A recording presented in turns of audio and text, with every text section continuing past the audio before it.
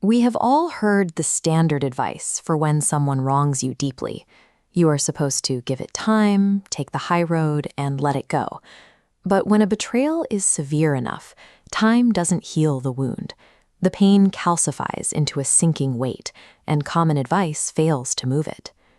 Take the case of a warrior named Mujin. He wasn't born a peaceful monk.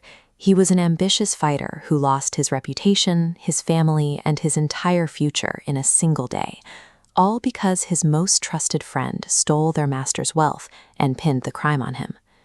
3 years later, living in the strict isolation of a mountain temple, Mujin was still consumed by the betrayal. Waking up for dawn meditation and sweeping the quiet courtyards did nothing to calm his mind. The silence only gave him room to weaponize his anger into a sharpened, obsessive desire for revenge. Anger this old behaves like a physical law. To break it, you don't need a change of heart. You need to dismantle the machinery keeping it running. Late one winter night, Mujin admitted defeat. He knelt before the temple's Zen Master and stated flatly that he could not forgive the man who ruined his life. The master didn't offer a comforting proverb.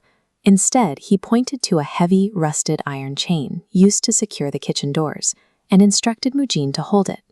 Mujin held the heavy iron. 1 hour passed, then 2. His arms shook, and the feeling slowly drained from his fingers until the chain finally crashed to the floor. The master looked at the exhausted warrior and asked, "Did the chain hold you, or did you hold the chain?" Mujin looked at his numbed, trembling hands. In the silence of the room, he realized the chain hadn't done anything to him. He was the one who refused to let go.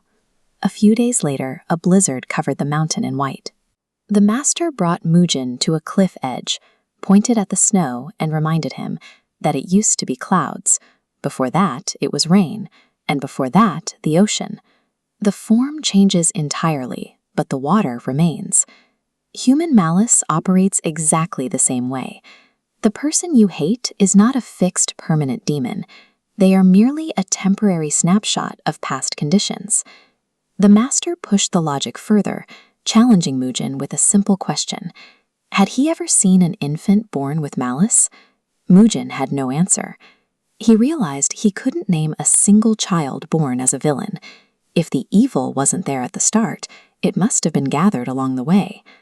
This is the logic of Jungi, or dependent origination, the idea that no human trait exists in isolation. Every action, even a betrayal, is just one node in a much larger sequence. Watch what happens when we track backward. That betrayal didn't spawn out of nowhere. It was forced into existence by a network of preceding conditions. It might have been driven by desperate hunger, inherited greed, or a lifetime of fear. Under this philosophy, we have to separate the disease from the patient. The overlapping negative conditions are the disease. The human being is simply the vessel acting them out. Viewing the world this way does not excuse the crime, but it shifts your crosshairs. When you realize the person who hurt you was reacting to a chain of external causes, the logical basis for personal revenge falls apart. There is no isolated monster left to attack. This philosophy was put to a test later that winter. During a search for a lost traveler in a massive storm, Mujin spotted a man freezing to death in a deep snowbank. When Mujin turned the man over, he stared into a face he had hunted for a decade. It was the betrayer. All Mujin had to do was step back, walk away, and let the storm finish his revenge. No one would ever know. That standing in the blizzard, Mujin realized the monster he had built up in his head over 10 years didn't actually exist. Looking through the lens of Jungi, he didn't see an evil mastermind. He saw a fragile, pathetic product of circumstance freezing in the snow.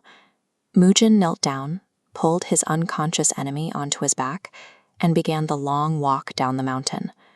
Carrying a grown man through a blinding storm was an agonizing physical labor. Yet for Mujin, it was weightless compared to the psychological burden he had been carrying. In that moment, the 10-year grudge was destroyed. When the mountain thawed and the valley streams began to flow, Mujin returned to the master. He moved with a quiet, unhurried grace, and for the first time in 10 years, he offered a deep bow and a smile. He told the master he hadn't actually forgiven his enemy in the traditional sense. Forgiveness implies letting a guilty person off the hook. But Mujin realized that the betrayer, himself, and the bitter hatred between them were all just temporary collisions of passing conditions. When you truly understand that everyone around you is trapped in the exact same web of causes and suffering, the concept of a villain dissolves. You don't find peace by gritting your teeth and forcing yourself to pardon an enemy. True peace is the natural byproduct of seeing the world clearly enough to realize the enemy was an illusion all along. And with nobody left to fight, you can finally drop the chain.